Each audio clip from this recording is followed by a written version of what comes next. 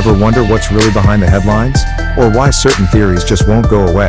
Dive into the world of the No Name Podcast, your go-to podcast for unraveling the mysteries of conspiracies, politics, and everyday life. Each week, we blend our opinions, analysis, with some storytelling to uncover the hidden layers of our world. From the latest political intrigue to the most fascinating conspiracy theories, we bring you a balanced dose of skepticism and insight. Whether you're a seasoned critical thinker or just curious about the whispers that swirl around us, we offer a space where your questions are welcome, and your mind can wander freely. Tune in, spark your curiosity, and let's embark on this journey of discovery together. The No Name Podcast, where every episode is a new chance to think critically and see the world through a different lens. Don't miss out. Subscribe today and join the conversation. Hey, this is Jeremy. Welcome to the No Name Podcast. And this is your boy, Trey. And a moment of silence for a second. And that's where Dustin would have said, hey. Y'all say a prayer for Dustin. He's out with a family situation. So, yeah, it's really weird to have his mic muted at the moment. So right, I don't get the chance to look at him. I don't look at him like, what did you say? I missed that this week. But yeah, we thank you for joining us anyway. And like I said, prayers out for Dustin and his daughter. So we're here with you in spirit. But happy Monday morning.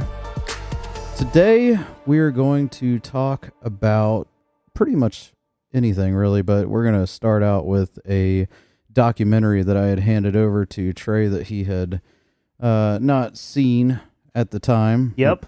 It is called The Police State, which is done by Dinesh D'Souza, who Trey so candidly pointed out is, what is that guy's name? The other guy, the Fahrenheit 9/11 guy, what is that? Michael Moore. Michael Moore, he is the Republican Michael Moore. Absolutely. So we had that. We had talked about smaller that. budget too, by the way. Yeah, definitely a smaller budget. He's not as popular. Not even close. He would love to be though. He's thirsty for I mean, who's not thirsty to make a living making a movie or something? I mean, I definitely would like to make a movie. So hey, I'm here for it. If we can come up with a No Name Podcast movie, documentary or something and get rich doing it, let's that would be amazing. kick it off. That would be amazing. We're in the making. We're in the, what do you call that? In the works of it. Yeah, So we're the planning stage, the pre-production.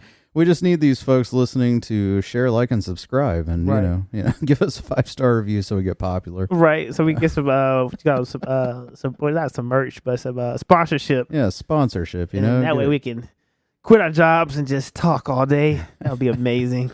Well, since you're fresh off of the documentary, go ahead, give it to me. What was your take on it? So let me give the people the story here. So Dustin and Jeremy sometimes we talk about it a little bit, on the mic, but then sometimes off the mic we talk about this police state, and they would give me their concerns, and they kept talking about it, and then eventually they gave me this DVD. Now this is like one of those indoctrination DVDs. That's what I'm going to call it. Because this is how I know who I'm doing this podcast with, right? And I'm thinking I'm about to see some crazy stuff in this documentary, because the way y'all talking about it, I was like, man, this just got to be wild. Like they just arrested women from the PTA meetings, just going crazy. And then within the first 15 minutes of it, I was like, man, this is what happened to black people in the 1980s. Like, what are we complaining about? And then as it progressed, it was some things that I did agree with, but then it's also some things that bro, relax. You're fear mongering. And I think there is a lot. The first thing I would say, there's a lot to be said about fear mongering in our culture.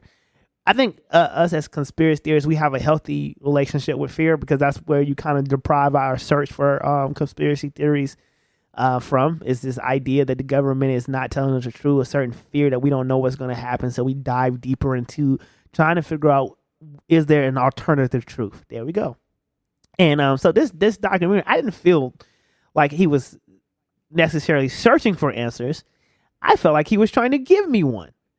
And that's what I don't like. Most documentaries, they take you on like this, they take you on a journey, and or they're explaining a situation to you, and you like for instance, the what's the crazy guy that was Jeffrey Dahmer? Jeffrey Dahmer documentary. Okay. I know the end, he's a murderer. Right. Like a psycho killer, right? But then I was like, it kind of makes me, they take you to the story with him. You kind of feel a little bit of empathy for him. You kind of like, oh man, he was just weird. He got picked on. His dad was hard on him. He shot his dog. Like you start to kind of feel for the guy a little bit. Yeah, understanding where he came from. So Yeah. you get a better insight to this individual. On this documentary, I felt like, hey, this is my agenda. Just like at least with Michael Moore's, you know what the agenda is, but it's so baiting because he's like, I remember watching one of his when he was talking about the security of America. Something I forget the name of it, but he was opening doors in people's house in Canada. They didn't lock their doors in this one community, and this person was in like, "Hey, what are you doing?" He said, "Nope, I'm just showing something."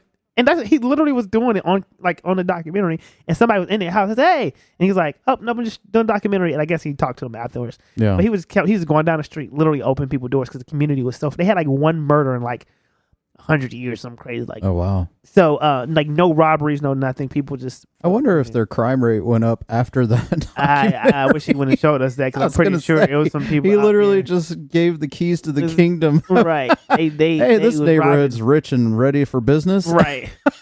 Right. Jeez. I saw that back in the day. I was like, yeah, he just snitched on them. Yeah, exactly. Things I didn't like. How about this one? Let's start off with the positive. Things I did like, and then I'll softball them to you to see how you feel about these things.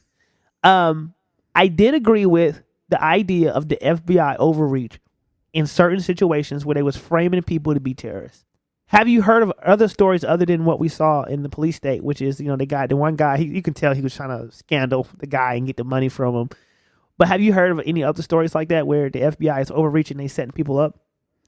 Well, I mean, like I said before, I felt like Jan 6 was a little bit of setup. I mean, we talked about that before. Mm-hmm. So if you didn't... Give it a little bit, like just in case they listened to a little bit of. They're going to have to go back and listen, Trey. Oh, Jeremy's demanding to re-listen. Well, so part of that kind of annoyed me that there were people who were just on the street that were getting picked up and taken in and treated as if they entered the Capitol. Yeah. And I think that is wrong. Okay. I mean, just because you were there doesn't, because we had the debate about, if you're robbing a bank, the person driving the car is obviously part of the robbery. Right. Well, the person who's standing outside who doesn't even know 90% of the people that just went into the Capitol, he's not out there, holding down the fort, checking to see if anybody's coming. The police were already there. Right. The Capitol police were already there, but those people got treated the same as if they had entered the Capitol. So do you think that, because the documentary talks about this, do you think those people who went, so in the documentary, they show the guy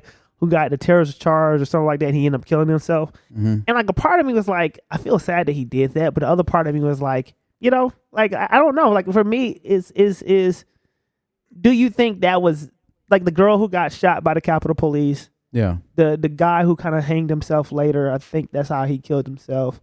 Do you think those situations, was it government overreach in those two situations they put in the documentary?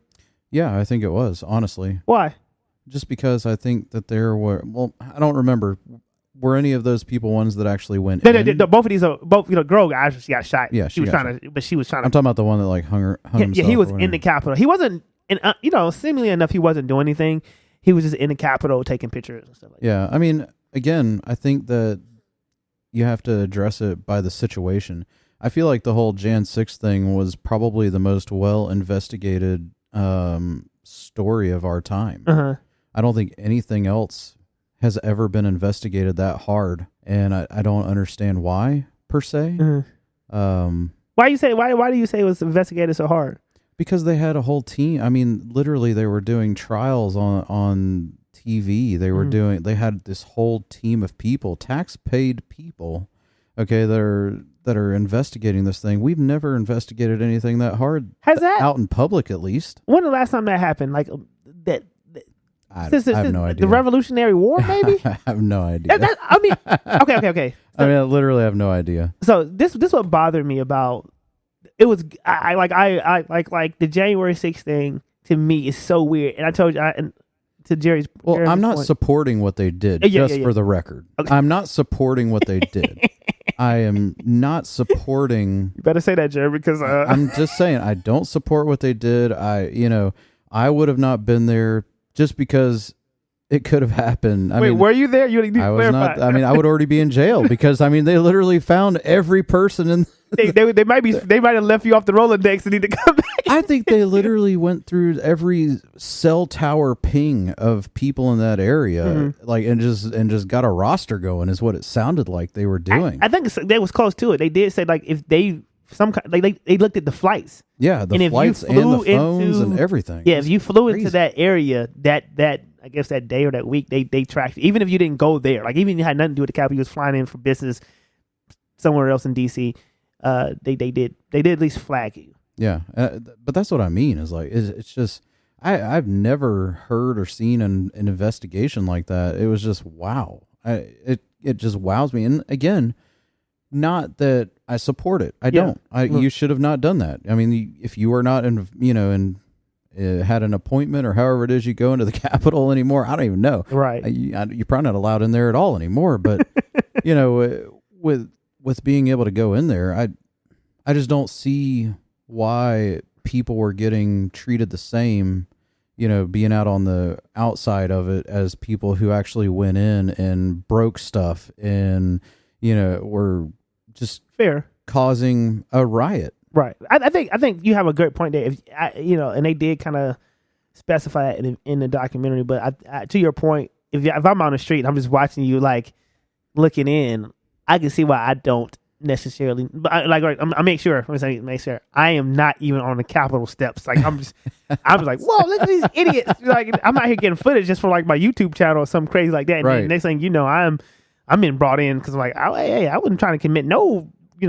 I think it's unfortunate. Like to your point, I always tell people, first of all, I think I shared it in the episode last time, but I didn't feel bad about the guy. I did feel bad about because it's like it's some people who are just not built for to go in front of like the jury or crimes. Like some people are not built for crimes. Yeah, but you also got to recognize when you're committing a crime. I mean, if you're doing the crime, you got to do the time. And he couldn't do it. And he couldn't do it. Yeah. And I'm sad for that family because that's just a tragic story because the auntie in the story was trying to like tell him like to hold on. But she felt so angry with the government. I'm like, why are you angry with the government? Because you know what he could have been? Could have been at home. Right. He could have been watching from the TV like we were.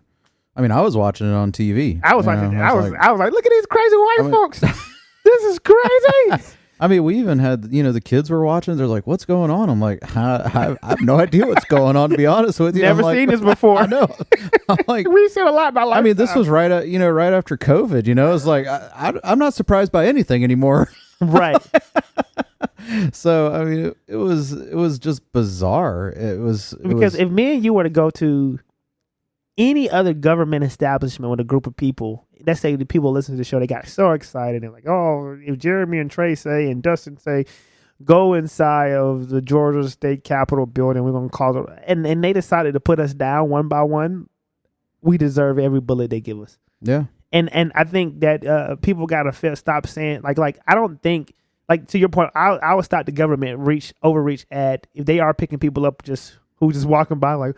That's why I came out. I came out of my office and smoked a cigarette. I'm like, whoa, these people out here doing what? They just got me on camera smoking a cigarette. Looking. Right. No, they shouldn't be getting the people who just didn't go in, who just kind of in the area, but the people who, and not everybody who was actually in there. I think they should have, and they're gonna get pardons now, which I think is weird, but because I just don't think that's fair treatment from people who, whether you, like I wouldn't say Trump told him to go. I think he did get them riled up a little bit, and they took it to another level. And I did see the guy. It was one guy in there who was. Now, I'm not gonna lie, that part was weird. He was telling me, "We're gonna go inside the building," and I'm like, "Bro, he kept saying it." And then they even, I think, a group of them once called him and said he was FBI plant, and and like I'm within minutes. Eventually, he sparked the group to go in there, and I'm like, if I'm standing there and I see him doing that, like, bro, you're crazy. Yeah. Why did they listen to him? But I mean, do you think that I'm trying to remember what was the sentencing they were getting? Wasn't it like 6 to 10 years? Yeah, 6 to 10 years. But I don't think nobody ever got it. Like, most of them was getting like 1 year. They was supposed to get 16. They was getting like 1 year, 2 years. I think the longest one I seen, if I remember, like 5. Yeah. I mean, do you think that's fair for a first time offender? Yes. Okay. And I'm gonna go race for you. I have to. What would a black person get for doing that? It depends on your jurisdiction. Deaf. It depends on where you're at. No, I'm talking the same. I'm talking the same situation. They're not doing that with us. If black people or Hispanic people ran up on the Capitol, boy, them things, they might get the helicopter and lay us out. I mean, unless it was all planned. What you mean? It was planned to usher them in. Which, I mean, there were some videos of that where the Capitol Police were ushering them in. Come on this way. But I think I think it's some Capitol Police that support Donald Trump. I'm pretty sure of it. I mean, I'm sure there is. Yeah, and I mean, see, they didn't show that in the documentary. So I don't know, man. Like I said in the documentary. I mean, like I said in the documentary. Like I said last time we talked about this, it's certain situations that you gotta be. Ask Joseph. You're in the Bible. There we go. Just because a woman wants you to come lay with it don't mean you got to. You know what I mean? If you don't know what I'm talking about, go read Genesis. You'll catch up. Okay, so I like that. And then another thing I saw is, and you guys may mention, because this is why I wanted to watch it, was the PTA, the school board meeting, and then the other guy, he was like a pro-lifer or something like that. Yeah, Pro-choice, pro-life person. Pro-life, yeah. When I saw him, the first thing I think is no good. Like I immediately got a sense that he was up to something else. Like I didn't get the vibe. I was like, why what does he say? I thought he was talking about the books maybe, and he said, I'm a pro-lifer. I said, bro, you into something else too. like I don't know. Like they just not coming to mess with you just because you said, pro-life, I want to be pro-life. And then the school board moms, well, I just feel like they just, probably said some stuff. What we don't realize is if you do some weird banner online in some of these crazy chat rooms and you find yourself being radicalized to go inside these chat rooms and you say something crazy, the government can have the right to check on you. Watch this. Remember just the shooting not too long ago. They did talk to the boy prior to because he said something online. Now, it wasn't like a thorough conversation because they were trying to fill it out. But to me, would that be considered government overreach? Maybe a little bit, but I'm glad at that moment they had that was not government overreach because from what I recall, he made, and we talked about this before, but he had made threats. Yes. And they showed up to question them about it. Right. Well, if you make threats, the government is well within its reach to go question you about it. So if okay, what would you do? What would you? Because this is all for like its and giggles. Is let's say this pro-life person and those school board moms. That's what I'm going to nickname them. If they're in these chat rooms and let's say they're just saying, "Man, we didn't do something about this. The government can't do this." I want to separate the two. The two. Okay. Because I think your pro-life is going to be a different charge, like not a legal charge, but it's a different personal charge. Okay, so as far as like energy towards, energy charge. So when you look at like that guy specifically, and I don't remember what he was into online. Maybe he had posted a bunch of stuff. Maybe he didn't. He didn't say. They just start with him. I mean, if he was threatening, then that's different. But I don't know that. What I do know, at least from what I've seen, is that the what did you call them? The school board moms or something? Yeah. So I don't recall them making any threats. I don't recall there being they didn't say that in the documentary. I don't recall there being any threats at all. I don't remember about pro-life guy. Now, like I said, with that being a different energy, I could see there being some threats there. Right. But with trying to protect your children, I think the threat might be, I'm going to pull my kids out of school. I'm going to read this nasty book to you that is available in my library. I'm going to, there's been so many different things that people have done and gone to. And it's like I was telling you, the only reason I think that they got the treatment that they did is because those videos went viral. You did say that. And I'm going to say this. I think they were saying some other stuff, man. I can't trust this documentary maker. What are you threatening, though? What if you get the moms together and say we're gonna disrupt the school system, we're gonna do whatever we need, like language like this. Not saying this, I would call it to me it wouldn't be aggressive language. We're gonna do whatever it takes to get this change. Well, that does not constitute what happened to them. Hold on, rightfully so. But all it takes, let's say let's say we on this podcast and you say, Trey, we need to do whatever we need to do. I'm not going to say that, just for the record. No.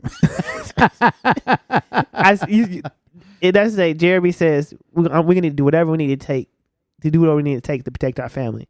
I said, yeah, whatever. And then Dustin, if he was here, he would say, yeah, and I got me some guns. That is, it's escalating. I mean, that does escalate, but do you really see the school board moms doing that? Hey, what did you just say? We we went on the mic off live. Nothing surprises me. Yeah, it's true. Nothing surprises me. And not granted, it could have been that it just went viral. I'm not knocking it at all. It could have been. But I really think people be saying some weird stuff online and don't think it get caught up, especially on stuff like X and stuff like that. All it takes is one. Let's say they go viral, right? Or they're going viral, and then somebody comes back and says, "Yeah, I agree with y'all," and they get feisty. You know what I mean? Yeah, that's all it takes. True. It and what people don't really realize online, and we don't know. This information was provided. It's all speculation. Me and you, let's say you just told me about a situation on Facebook. Me and you are arguing on Facebook, and let's say somebody jumps in and says, "Man, I'm gonna take care of Jeremy." Is that a threat? Not I don't know. really. It depends on what kind of take care of me. You're gonna give me a bunch of money. Right. You ain't gonna have to work anymore. We don't know. That's what I'm saying. I'm gonna take care of him and his family for the rest of their lives. Right. I can make it rain on you. You know, I'm gonna come watch his dishes. But if the government is looking at this, and they say the same thing, and they say we're gonna take care of the government, I can see them misinterpreting that and say that's just going hard. Now, watch this. How you feel about it is, it's up to you. But I still think that I don't just see the government just because you don't want pornographic books in your school. Why does it bother them? Like that's the part about it I don't understand. Like, what incentive does the government have to stop that?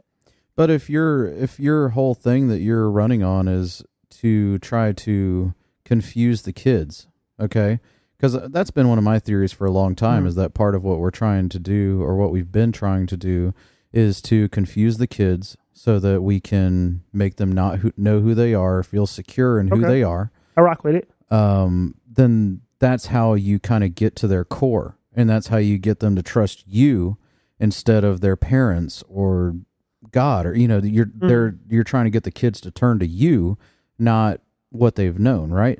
So that's kind of been my theory as to what's been going on with the whole trans movement in the schools, and trying to make it so that kids can change their gender behind the parents' back. Right. And if you don't support it, you go to jail. Like all that. It's all trying to desensitize the kids from innocence. Okay.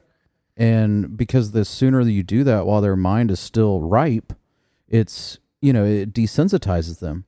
So my theory on this whole thing has kind of been, I just wonder if they were trying to use these people as an example because those videos went viral. I feel like they're like, okay, well, let's take these people down in the biggest way we can and just send a message. Now, you being open-minded to a conspiracy and some theories, I mean, could you see that being a possibility? I mean, obviously, yes, but I don't, like, for me, watching, from what I seen on the documentary and how they did, I'm like, it doesn't scare me. In my world, it doesn't scare me from doing anything. You know what I'm saying? Because, like, it was, you think it was going to stop people from speaking out against, against pornographic books, whatever they were speaking out against, actually. I don't know. If like I told y'all before, I don't like the whole idea. Like, I think kids should be left alone. I think overall kids should be Switzerland's. You know what I mean? We just don't lead them off of it. Let the adults do the biggering, how you feel about transgender, how you feel about whatever, abortion. Let the adults argue about that, right? I just think I got a feeling they was into something else. And not saying they was terrorists and nothing like that, but I think they was making some lewd or crazy comments and it gets caught up with them.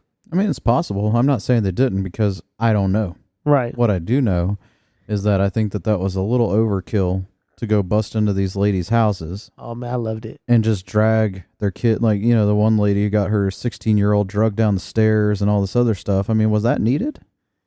No. Exactly. I say no because, but if this, okay, this is the funny part about it for me. The video is not funny, by the way, people. So if you ever get a chance to watch it, if you're a liberal, don't watch it because it's going to drive you crazy. A lot of this stuff that I'm hearing people complain about, especially in this movie, has been the stuff that black folks have struggled with as long as I've been alive. I've heard these stories from my grandma. I heard the stories from my mom. I heard the stories from my aunties and my great grandparents and, their siblings, right? Make a documentary about it so I can tell you the same thing I'm saying now. It's not right. like what's going on with those folks, what's going on with black folks, and I know what you're talking about. Yeah. I've heard lots of stories myself. That doesn't make it okay. Right. So what do you so okay, for instance, having progressively gotten better for black folks? I have no idea. I don't think so. It wasn't, I mean, the fact that you don't know says give us the answer. I mean, I think everything's got progressively gotten worse. Okay, there we go. Right, we'll sit with that. And all I'm saying is, like, if you would have asked some of those people in the documentary, do they know about the experience of other cultures? I no school like, and that's because we on the school that we go to the Super Board moms, right? The school board, what's School board moms. Thank you, the school board moms. That's my nickname for them. Because we on them, I would say they don't know nothing. I have no idea. You know what I mean? Only because I could just, from the video, and I am judging them. I'm making a sweeping generalization, so I could be completely wrong. But I just didn't. Their story didn't move me like it moved y'all. Yeah. Well, I mean, it's not that it moved me. It's just kind of eye-opening to the fact that, to me, it's just kind of like, why is that okay? And it's not, like I said, it's not just that it's not okay for them. It's not okay for anybody. Right. Like for law enforcement of any kind to just be busting into people's houses, and especially for something that minor, like you couldn't just wait outside for them. Yeah. I mean, really, your no-knock warrant busting the door down for that? Right. Like, just humor me. Just humor me. Take out the fact that we don't know if they were on the dark web talking a bunch of nonsense. Okay. Buying poison. What if they weren't? Okay. I mean, because we don't know that to be fact. What we saw on the show, that was fact. That happened the way that they said it did. If there was anything outside of that, then I don't know. Right. We don't know.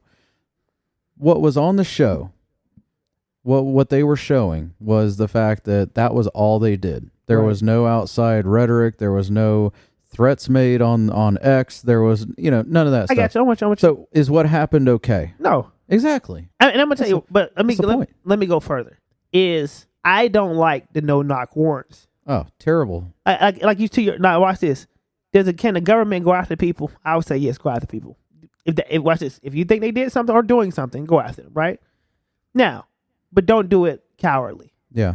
Don't come in with no knock warrant, and then because then I feel like you put the citizen in a very dangerous situation. Well, I mean, everybody's in a real dangerous situation. I mean, with a no-knock warrant, it's That's what happened. I remember I said that's what happened with Breonna Taylor. Exactly. And they shot guns back, rightfully so. I thought about you. I thought about people who I know who are good gun safety Americans. Well, if that's your family. Well, I mean, the thing is a lot of people say, well, you have to identify yourself. Well, I could be a robber and identify myself as the FBI, and then break your door down. And then you're going to say, oh, that's only the FBI coming in. Let me just put my hands behind my back, and then you get your whole family at risk. That's your problem with the no-knock warrant. Anybody can identify. I mean, we've learned that. Right.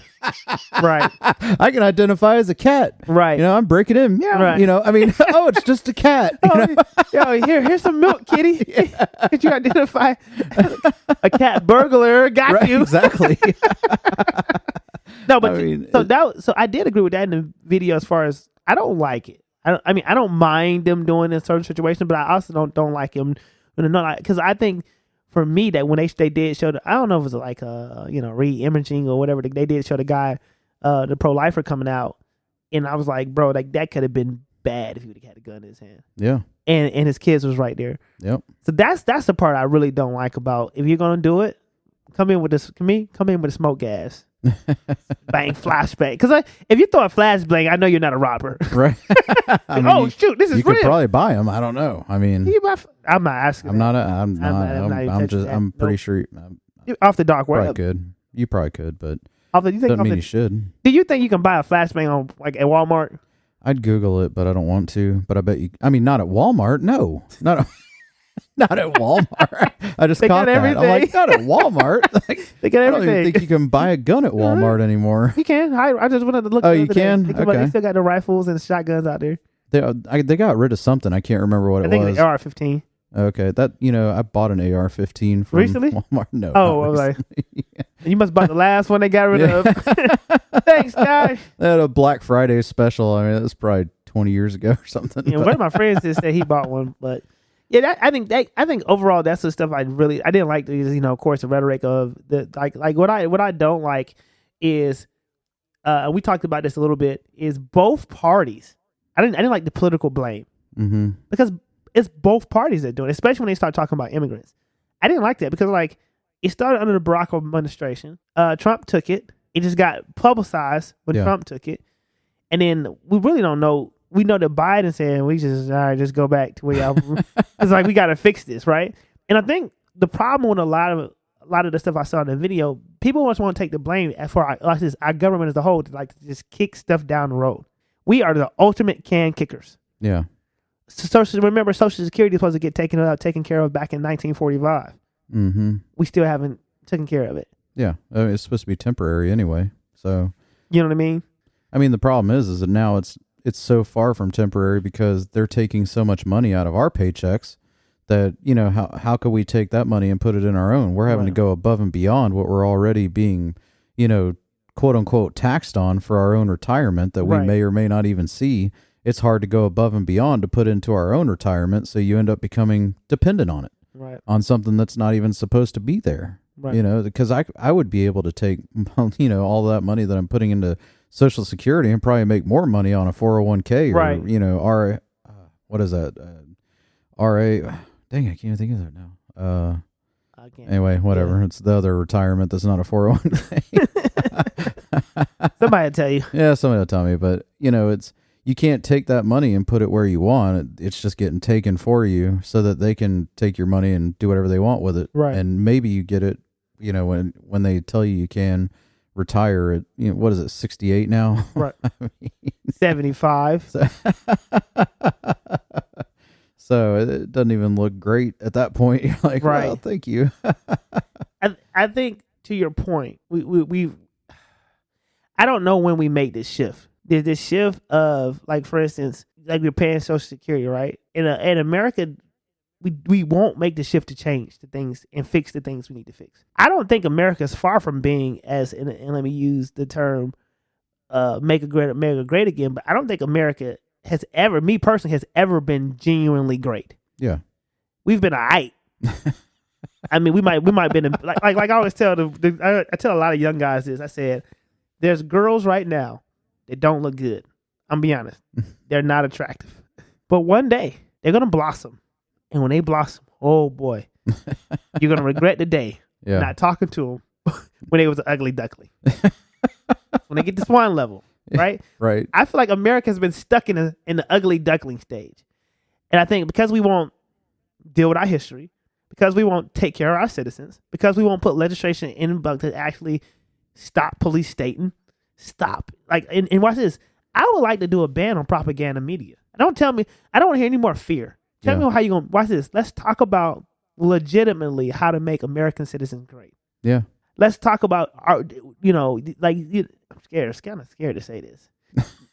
We fear mongering over there? Look, I'm fear mongering my own mind. That's the crazy part.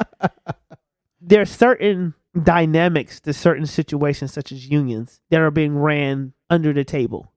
Stop that. Yeah. There are certain companies and corporations that are charging us out the wahoo. Why don't we stop that? Right.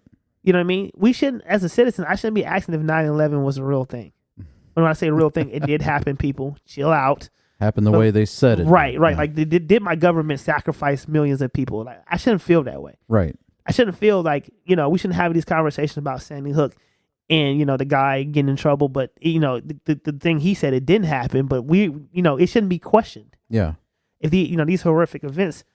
Which it definitely happened. Right. I mean, people died. It's just, the point is we always wonder, why did it happen the way that they said it happened? Right. And that's really where you kind of get that distrust, and you shouldn't have the distrust. So maybe we can agree on this podcast, instead of using the word MAGA, such a charged word, we're going to start our own MAB. Make America better. Oh, there we go. There we got MAB. Hey, we might have our campaign slogan. Yeah, I heard it first on the No Name podcast. We're MAB. If you see somebody run off that, would you be mad? I'm going to be very mad. Mad. Not map. Not mad. Mad. M-A-D. Make it. I want my sign back. That's what, Yeah, give me my sign, my map. but I think, and see, and I think I like that because that's the state that we're supposed to be in. Right. Better. I mean, that's what you're supposed to always do. I mean, that's what every politician should go into their job thinking is like, I'm going to take what's here and I'm going to grow on it. I'm going to make it better. And, instead of trying to line my own pockets because we've created this environment where that's allowed and it shouldn't be allowed. No politician should be able to go in and make decisions that's going to line their own pockets. They should only be able to make a decision that is going to uplift the citizens that have put them in that place. Absolutely. And we have completely just screwed that up so much kicking that can down the road. Yeah, exactly. I mean, we just continue to allow it to happen as the citizen, and it's like, no, it's got to come to a stop. I don't know how you get there. I mean, there's all these regulations and rules and everything that they only want to throw the book at you when you're trying to better it. When you're trying to just kick the can down the road and line your own pockets, everybody turns a blind eye. So every time you try to make it, they off for 2 weeks. Every time you try to make it better, oh boy, it's like, oh, you can't do that because of this. Oh, you can't do that because of this. Oh, we can't. I mean, it's just always something to run into when you're trying to make it better. So we just allow it as a society. So, in the documentary, how do you feel about the FBI? Because I didn't like the fact that they make the FBI seem like all they do is sit around all day and just watching American citizens and targeting them. That's not the FBI, I know. Well, tell me who the FBI is, before I answer my question. Just wondering, like, who, from your point of view, who charges the FBI? What do you mean charges? Like who's in charge? Who's in charge? I mean, the DOJ, or is anything like that's like Homeland Security or military base. They kind of operate with the Attorney General or whoever the Department of Homeland Security is, or whoever that secretary is, right? But which are put in place by who? The president. Okay. So that's part of why that documentary is saying what it's saying, is because it's going off of who the president has put in place. So more than likely, I'm not always saying always, but more than likely, if you have a Democrat president in place, they're going to put Democrat leaders in those positions. Mm-hmm. If you have a Republican in place, they're going to put more Republican leaders in that place, right? Yeah. So that's part of the reason I think whenever you have stuff pop off like this, whether it's under the Democrat rule, then it's the Democrats' fault. If you have stuff like this pop off during the Republican rule, it's the Republicans' fault. I mean, just because of that. Is it okay? Because not for you and I, but just for this guy who's in the documentary. Documentary. I'm changing my mic and moving it. Sorry, people. If, let's say, President-elect Donald Trump comes in and does the same thing, let's flip it. I know you probably still feel the same, like that's not right. But do you think the guy who made this documentary is still making? Will he do a part 2, Police State Part 2, Donald Trump point of view? I mean, more than likely, I think him as a person probably would. I think that I've seen some things out of him where he's more just trying to protect. Like, it depends on what they're going after. Okay. I guess it depends on what they're going after. So if they're going after, quote unquote, people for just speaking out, yeah, I think he would. And he might change his whole point of view from being a Trump supporter to being like, what the heck? Right. I've been duped. I would be my guess. Because to me, I think most human people, I don't say all, but most, I just want to preface that. I think most human beings will be on the side of right. Yeah. And, right is right and wrong is wrong. It's just like I teach my kids. I'm like, you'll get in trouble for an accident any day. Like, it's different when you're at home and, I accidentally broke something. Right. But if you're, in a store and you accidentally break something, more than likely they might charge you for it. Right. I mean, that's just, there's a whole different set of rules outside of your house. Right. I try to teach my kids that because, I'm like, yeah, you can have an accident, but if you have an accident out on the road and it's your fault, it was an accident, but you're paying for it. Absolutely. God forbid somebody gets hurt, you're really paying for it. And not just monetarily, but emotionally. Right. Like, or worse, you may not even recover from it. Yep. Because it may mess you up so much as a human being, the fact that you were responsible for somebody else getting hurt. An accident's an accident. Right is right, wrong is wrong. Absolutely. And I would hope that D'Souza would do that. If there's wrongdoing happening under Donald Trump, I would hope that he would do the same thing because, again, right is right and wrong is wrong. I hate the appointment stuff because I don't think, okay, let's say I win the presidency and I appoint you. What if I said, hey, if I tapped you and said, hey, Jeremy, I need you, what department would you want to be over? Doge. I want to be the Department of Government Efficiency. I want to go in. I want to find out. You do know that's not going to exist in the next term. I want to know where the money's going. Like, honestly, when I look at so many different things with the government, we were talking about the Department of Education and, some different things that I was seeing people talk about, like how much money actually goes to the schools versus their budget they're taking in. There is such a loss of money. Where is the money going? I would love to be the guy that just starts following the money. And I'm like, okay, why are we spending all this money on this, and this?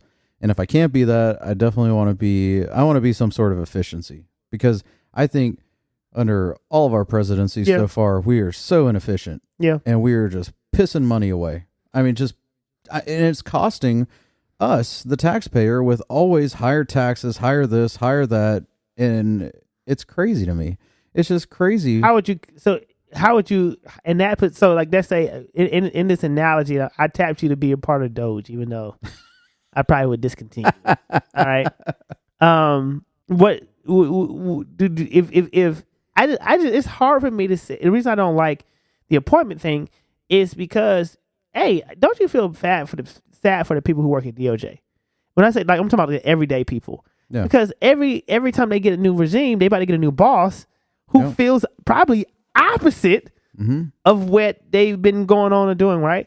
And that being said, is I just didn't like that, because I feel as if, and then hopefully the guy, if this happens, come back and make a documentary and say, hey, I was wrong or whatever, I don't know, and says, if it's not just like I think we talked about earlier, it's not just a party.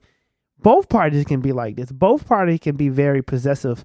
Both parties can be, they don't want, term limits. Both parties don't want, you know what I'm saying? So that's, I didn't necessarily like that, because to say that the FBI weaponizes itself intentionally to go after American citizens, it makes me cringe, even though I saw some of them stories and heard them. But what makes me more is like, well, if we get rid of the FBI, who's stopping home terrorism? Yeah, a true story. I'm not saying you get rid of the FBI. Some people are saying that. Well, obviously, I mean, everybody wants to get rid of something. I mean, there's some people that want to get rid of the IRS, and then there's other people who say that, you have to have the IRS, and then there's some people that want to get rid of the FBI. There's people that want to keep the FBI. I mean, everybody wants to get rid of something because they think it's, I want the right to get rid of thing the whole to do. Congress. Well, I'm down. But not. I mean, when I say get rid of them, like set term limits. Let me make sure I said it, because like tomorrow the building get crazy or something like that. If you put me in charge of Doge, that is part of government efficiency. What you would do? What you would do? Like, make sure that, I would find out whatever the rule is that's causing them to be able to run, for 70 years in the same office and stop it. Okay. That is not efficient. That is not efficient. Things that worked 70 years ago do not work today. Things that worked 20 years ago do not work today. We love old people, by the way. Oh, absolutely. But that doesn't work. I mean, if I was living my life today as I was when I was a teenager, it doesn't work. Right. It just doesn't work. If I have not changed anything, if I haven't evolved at all, I mean, it doesn't work. If I try to live my life exactly like I did in the 80s or 90s, it doesn't work today. Sound like a party. That's what it sounds like. It does. It sounds great. I wish I was there. I mean, honestly, who doesn't at this point? I mean, golly, it sounds great. But I was literally trying to work my Apple TV earlier, and my daughter's giving me tips. Oh, no, you have to do this and this. I'm like, oh, okay. Right. I'm like, wow, right. I am already taking a step back. I'm losing it. I think, and so I just don't want to do away with, okay. Leads into this, I guess, was where I'm going with this. To me, the Waco situation was a fumble of all sorts. All right.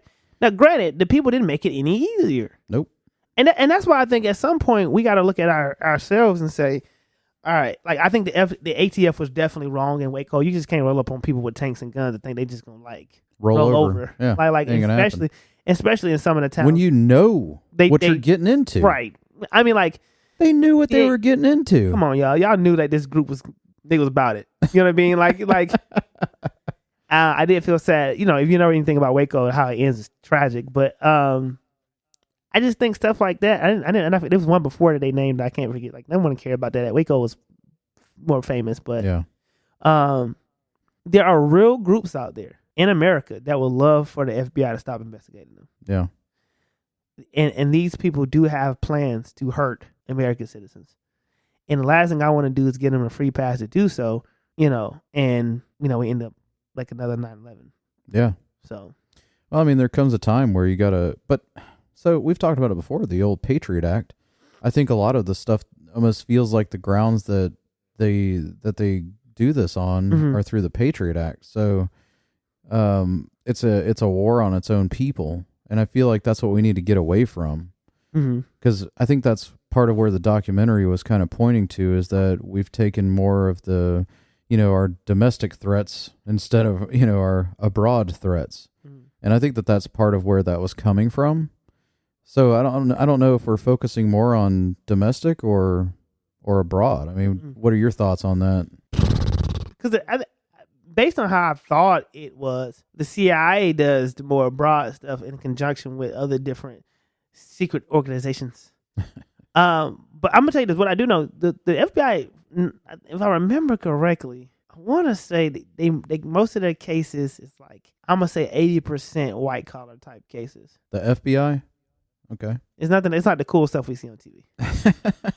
It's money, wire fraud, you know, banking, robbing banks. But Right. like, you know, like the stuff you do where they can hit you with 80 charges in one, right? Yeah. So if you do away with it, then it's, you know, letting allow these internet criminals to, I think, have a little bit fun free time.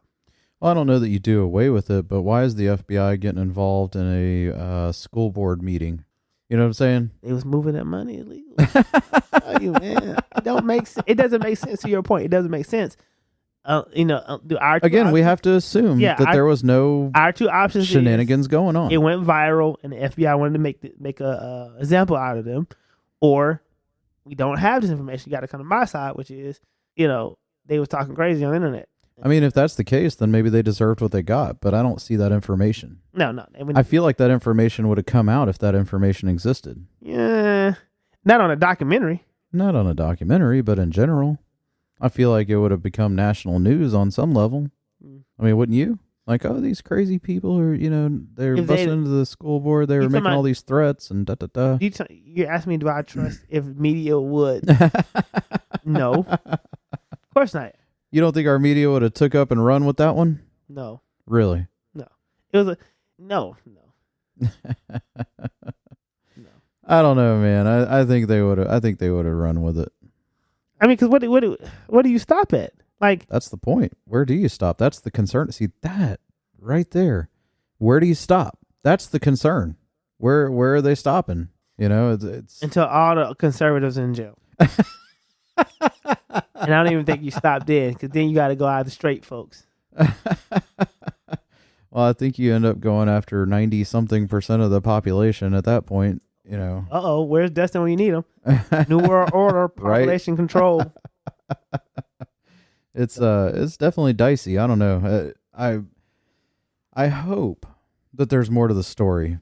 Is what I'm saying, because if there's not, we got a real problem, and I think anybody can agree with that, even you. Yeah. If there's not more to that story, if they just pick it up because the video went viral, and if they're just trying to make a point. If we're at that point now where we're just trying to, you know, make a statement, that's a real problem. Right. I mean, obviously that's going to change now because we have a regime change. Mm-hmm. So we'll see what happens. Right.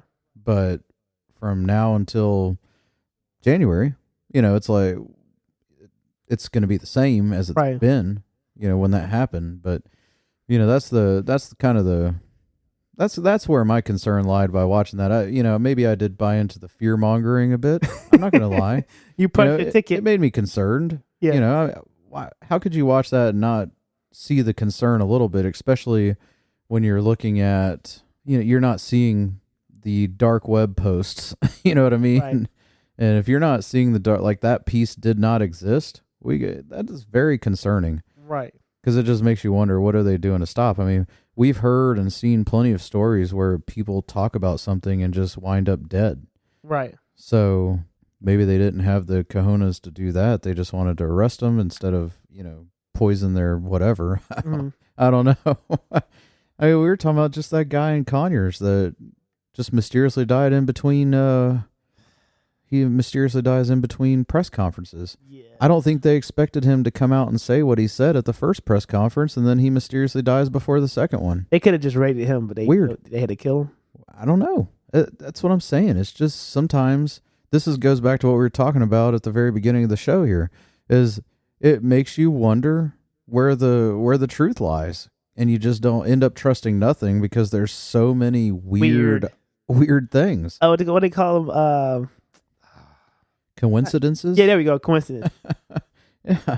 It's bizarre. Right. Very bizarre. So it's just interesting. Yeah. That's all I really had from the documentary. It was definitely initially it was hard to watch, but then I kind of got into it. I think I don't like the host, the guy, but He's kind of weird to listen to. I'm not gonna lie, because I feel like you ever seen a person, and this is, if it comes off disrespectful, it probably is. And like felt like a person who like really wanted to be your friend. You know what I mean? Like I feel like every time he was interviewing somebody, like, oh man, I'm interviewing this guy, like. He's trying to be a good host. He's trying to make people think that he's one of them or something. It was like Rand Paul Jr. or something. He's like, yeah, my dad. He's like, well, I mean, get ready for it, because we are raising a group of socially awkward children at this point, and that's what people like that are. They're socially awkward. They don't know how to, get into a conversation without, oh yeah, I believe I'm on board with you with everything you say. I don't know. It's just kind of weird. I mean, tell me you don't know anybody like that. Would they, like, if I don't agree with them, they don't want to talk to me? No. I'm talking about where everything you say, they find a way to. Oh yeah, Trey, you that's exactly right, and da da da. I mean, yeah. Yeah, I mean, you can tell they don't agree with you. They're just saying what you want to hear. Right. That's what I do with my mom. She doesn't listen, does she? No. And by the time she does, this episode will be long gone. Like, it'd be on there, but she ain't. Like, Mom, just start fresh. Don't start from the beginning. Right. Yeah, just season 99. Oh man. But yeah. That's the documentary, like I said, I encourage people to go check it out. It's pretty interesting. It is interesting. I'm not saying that everything that was in there was true, but it's definitely worth a watch on some level. It makes you think, at least. I mean, it did get me to thinking. It did push me to a point where I was able to, like, could this happen? What does this look like when it does happen? And I don't. If America ever turned on itself, I don't think. When is it appropriate for a government to overreach and put down a rebellion?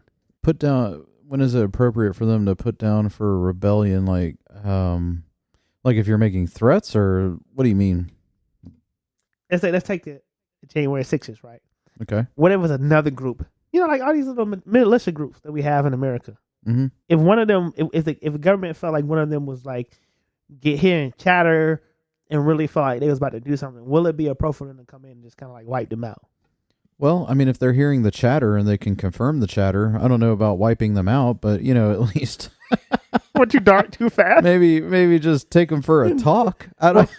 There is no talking. We here to put track them down the stairs and take them to jail like they did everybody else. I don't know, but you may survive in there. Oh man, I think that it's again appropriate when you follow the Constitution.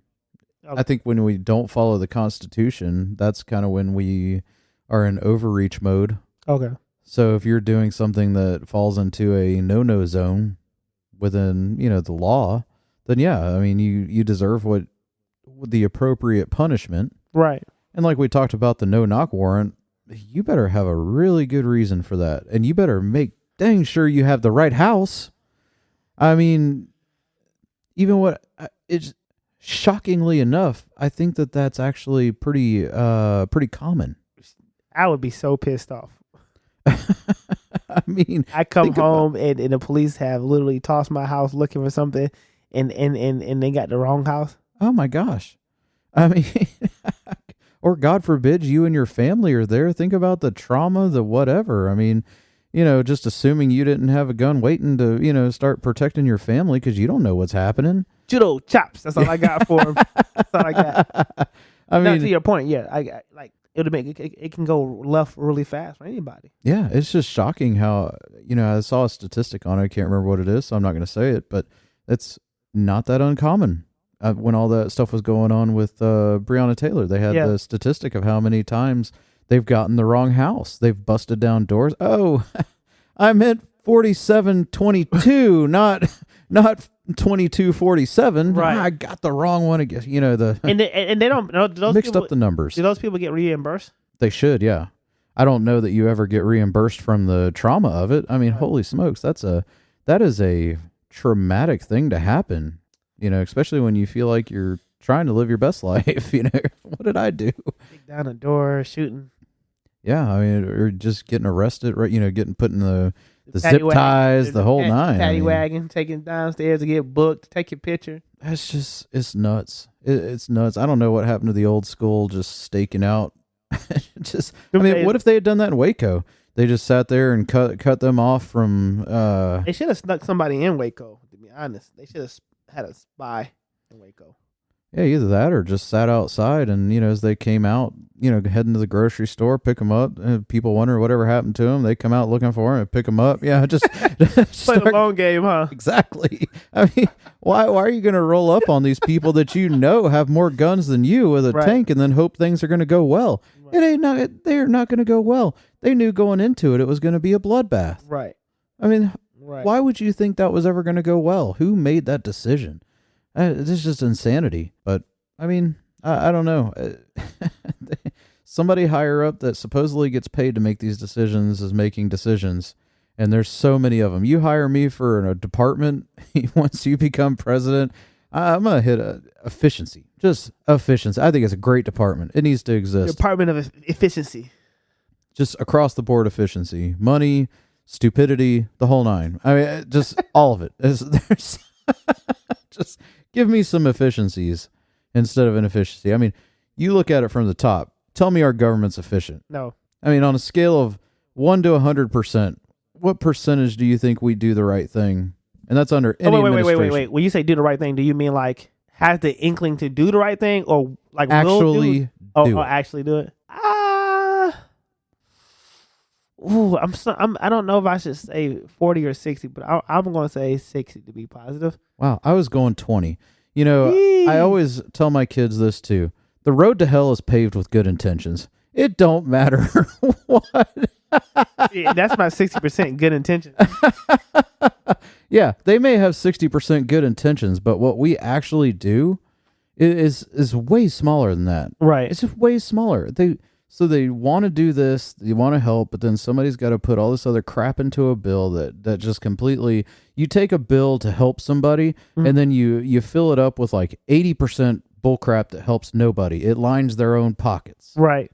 And then now when you run for a re-election for whatever, or he didn't vote for this, you're like, no, when does I even vote at all for this? on page 4,207. There you go. I mean, literally, you have to fill up a whole room with one bill. It's insanity.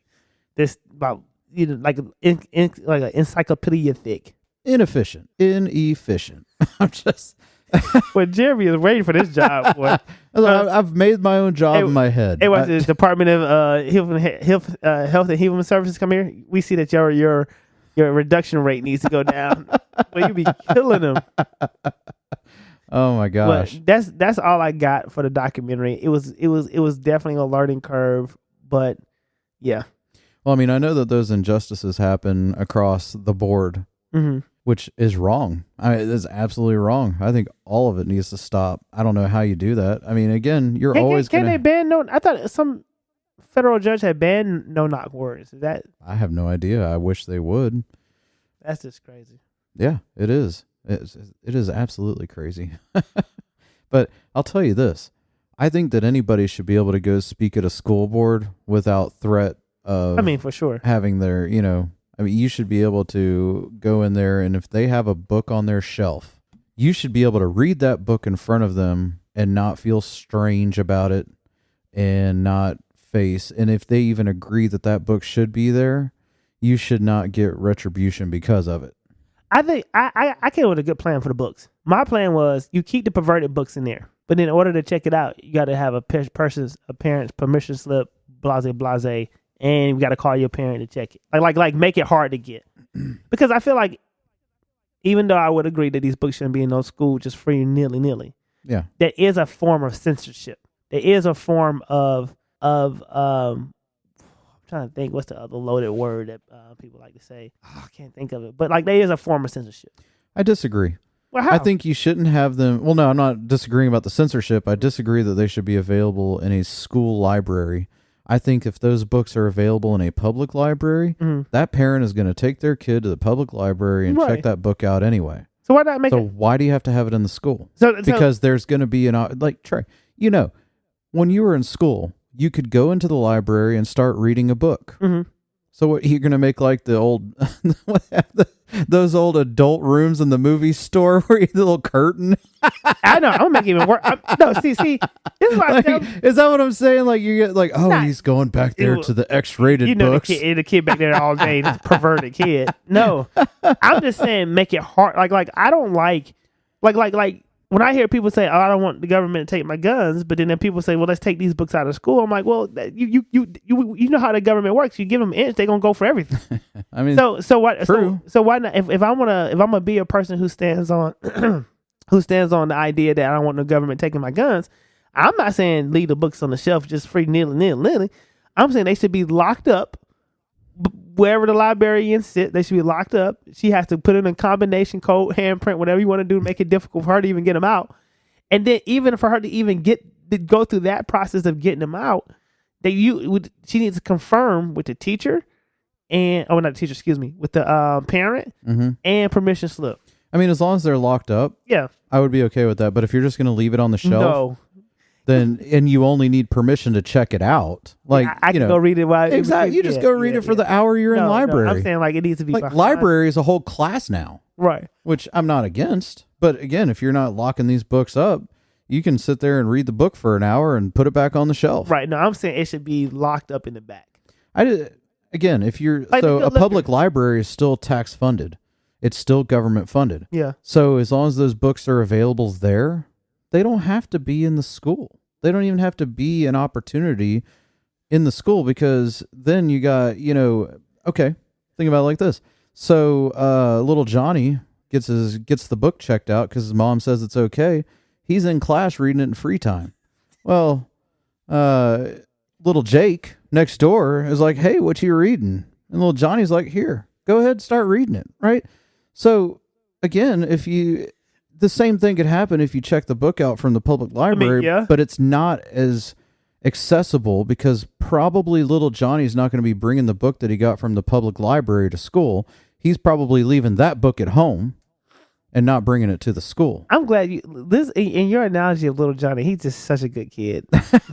Because I would say whatever the rule is for the public, it need to be the same rule for the school. And when I says, I would even say this, I'm going to push further.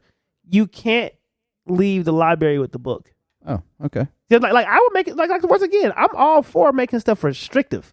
Like I told you, I don't think we should do away with guns, but we should make it harder for people to get them.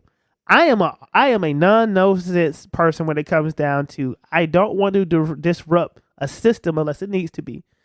When you can make the system harder to have access to. Yeah. You don't want no books? All right, cool. We'll make them harder for you to get. Don't want me to take your guns? Okay, cool. You can keep your guns, but I'm going to make sure it's harder for people to get them. I mean, if little Johnny's not leaving the X-rated room after his mom said that he could read the book, okay, I'm fine. He's taking the book, and after the hour, putting it back on the shelf for next time he's in there. Okay, because then little Jake over there is not accessible to that book. Right. No, right? I'm okay with that. So that's why I'm like, make it. Okay, that may be the only way that I say it's okay to have it in the school. Otherwise, I say take it out, put it in your public library. Little Johnny wants to read the book. His mom's just driving him over to the library, get his little library card. He's supporting the local library instead of just the school library, and the wheels keep on turning. The crazy thing, the reason I have an issue with the books and people, this government overreaching that, or like the women protesting is that, and I'm not talking about elementary school. I'm talking about like high school, middle school. Right. All right. Is if you think those books are a problem, You got nothing coming. Bro, I'm a real true story. Now this is my past. I was a teenager. It was a dude in my school as a kid. I don't know how he was doing this. He was selling pornography to us. $2. You telling me I could get me a full DVD for $2? This is back in the day now. It's some naughty stuff that I have to I don't have, I can't, trust me, kids, if they want to find out about it, as long as these are at the school, these cell phones, and they don't block the VPNs, they don't block them going around it, we're going to have this issue longer than the books. Like the books are like the reprieve. Oh, that's why my kids are not in school. And there you go. Perfect. Because of the Chromebooks.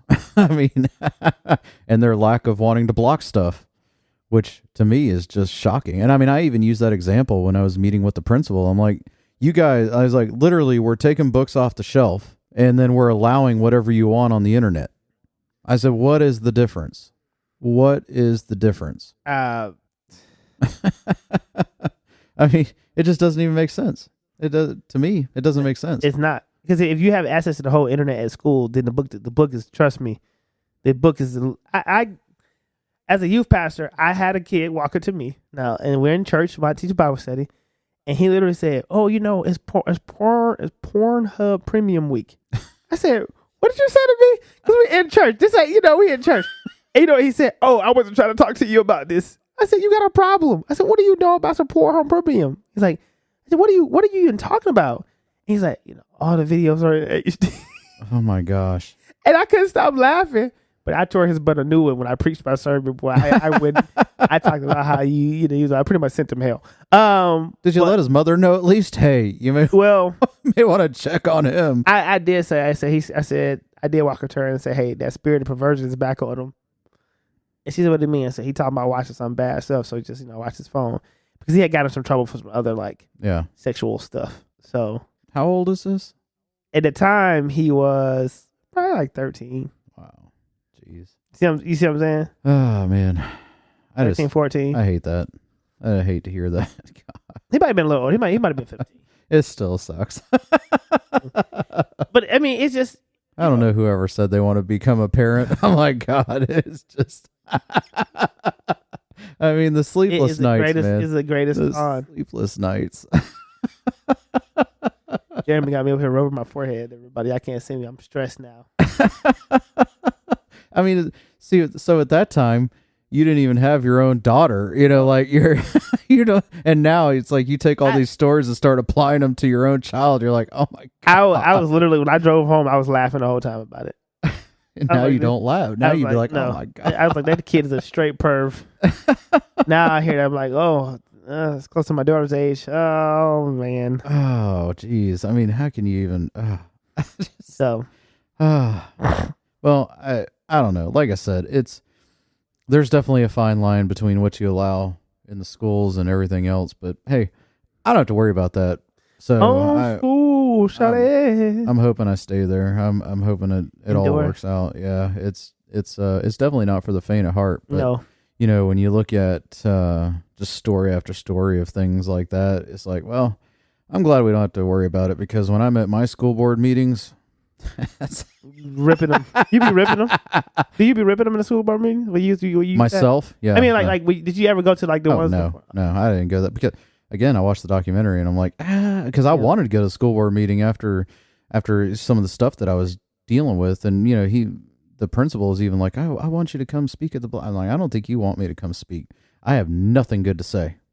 I mean, literally, I have nothing good to say. And I literally told him, I said, so you want me to go up there and tell them what I found and what you won't do? And what he say, nah, sit down. He's like, well, part of my job is, to make sure that everybody's safe. I'm like, well, you're not making sure that my kids are safe. So, right. You want me to tell everybody else who you're telling me doesn't even know? Because, that was one of the questions that I had asked him is, am I the only person to bring this to your attention? And he said, yeah. And I'm like, wow, out of 1,400 kids that all have parents, assuming, at least a guardian, you're telling me I'm the only one to bring this to your attention. I'm shocked. People are not parenting. That's bad. I mean, that's bad. If he was being honest with me, that's bad. Trust me, he was. I had a parent meeting, at my former church. We have like over 300 kids, mind you. And when I take these kids on events, I'm taking about three. I'm like the whole youth ministry is going, and they bring their friends, so it's like 400 kids. Okay. I had a parent meeting to talk about the stuff we want to do this year, my direction in the ministry, and all that. 2 parents showed up. Wow. So it's true. That's just not good. When they trust the system. When I say the system, like I had built a system that kind of ran itself. They trust the system. Well, I mean, I trust my church. I wouldn't be there if I didn't trust them. Right. You know, that's one of the differences. You know, I think we had that conversation before. It's like, you know, I think it was actually me and you talking about it, because you were like, what if I start preaching blah, blah, blah to Gabby? And I'm like, well, then I fell down as a parent because I trusted you to speak into my child's life. Right. You know, I put her in that position. I said, this is a safe environment, but I would still be there if you held that thing, because I'm always interested to know. I mean, I even ask you, hey, what are you guys talking about? And then I like to ask her, hey, what did you learn about? And then I like to make sure the stories line up, because I want to make sure that she's actually hearing what you had to say. Right. Because I think what you have to say is valuable, because I put her in that position. Right. For a reason. Right. You know, I wouldn't put her in that. I would say, nah, you ain't going there. Right. We don't want to hear what he has to say. Stay up here with me. Give me out. But, you know, if you're not following up, and that's been my thing before, is, you know, that's where I felt like I fell down on the job as a parent, is I got in the game just a little too late. I mean, not too late, but a little later than I should have. I should have been on top of it like a year before, and I would have really had my eyes open to what was really going on. And I kind of fell down a little bit on it. I will always preach to my fellow parents who are coming into that, of you got to stay on top of it. Right. You do not trust the system. Do not trust the I never trust the internet. Right. Obviously, and I sure as heck don't trust my kids on the internet. Right. So check into it. You know, just hoping that everything's working and all these blocks exist, and everything else is just hoping that you're not getting set up for failure, which you are. So right. I'm interested to see some of these private schools with their. I need to get with some of my friends that have their kids in private school that bring their Chromebooks home. Yeah. I want to check this out. They got the same thing I was getting in high school. Same thing I was getting. Yeah, I'd be interested to see what these, some of even the Christian private schools, kind of what their blocks look like and things like that. I would be interested. They even have like Chromebooks and stuff like that. I'd be ready. I know there's one school or some schools in California, New York, they're blocking the use of social media at the school. Yeah. I thought that was pretty cool. So, yeah. I mean, that was blocked, but again, if they're not blocking VPN sites, and you know, I think they do it. Like, I think the kid, like they interviewing the kids, like the only thing we can do is text our mom. Perfect. They're doing it right. Right. I mean, they're doing it right. I don't know. Well, we appreciate everybody for listening today.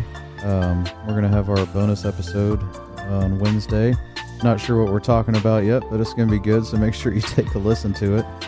And again, pray for Dustin and his family, and I'll let Trey take us out with Dustin's famous tagline. Truth's out. That's what he says? Truth's out there, read between the lines. That's it. Take it. All right, let me scrub it. All right, go ahead. Truth's out there, read between the lines.